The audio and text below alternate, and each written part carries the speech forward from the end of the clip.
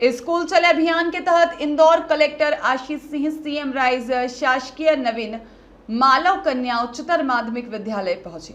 बच्चों से चर्चा के दौरान उन्होंने बच्चों को अनुशासन और मेहनत के साथ पढ़ाई के लिए प्रेरित किया। इंदौर कलेक्टर आशीष सिंह ने छात्राओं से अपने IAS बनने की यात्रा को साझा किया।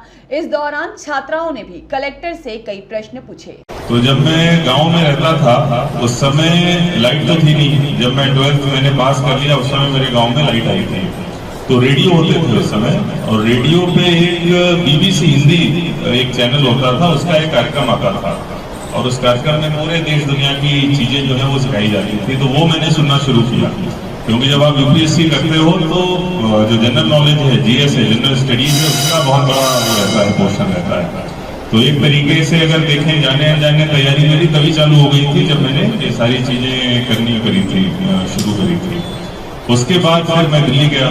दिल्ली में मैंने कोचिंग करी थी और कोचिंग करके वहाँ पे पढ़ाई करके फिर मैं सिलेक्ट हुआ। तो जैसा मैं बता रहा था कि आप लोगों को अभी से क्या बनना है जरूर दिमाग में होना चाहिए। खासतौर पर अगर आप 11th 12th में हो तो लक्ष्य अपना जरूर सेट करो और उस लक्ष्य के हिसाब से मेहनत करो। देखिए, बहुत ही अनुभव था नवीन मानव कल्याण विद्यालय में आना, और बहुत ही हर्ष हुआ यहाँ पर मुझे आके और ये जानकर कि कई सारे ऐसे बच्चे जिन बच्चों के साथ में मैंने इंटरेक्शन किया, 20-30% उसमें बच्चे ऐसे थे जो पहले प्राइवेट स्कूलों में पढ़ते थे और प्राइवेट स्कूलों से उन्होंने यहाँ पर इस सत्र में एडमिशन लिया है। निश्चित रूप से दिखाता है कि किस तरीके से शासकीय स्कूलों की स्थिति जो है बेहतर हो रही है, यहाँ का शिक्षा का स्तर किस तरीके से बढ़ रहा है। ये जानकर मुझे बहुत ही प्रसन्नता हुई।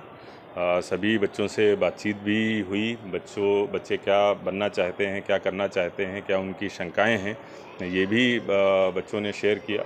मेरे द्वारा भी उनको थोड़ा बहुत गाइडेंस दिया गया कि किस तरीके से अनुशासन के साथ शेड्यूल बनाकर हमको पढ़ाई करनी चाहिए।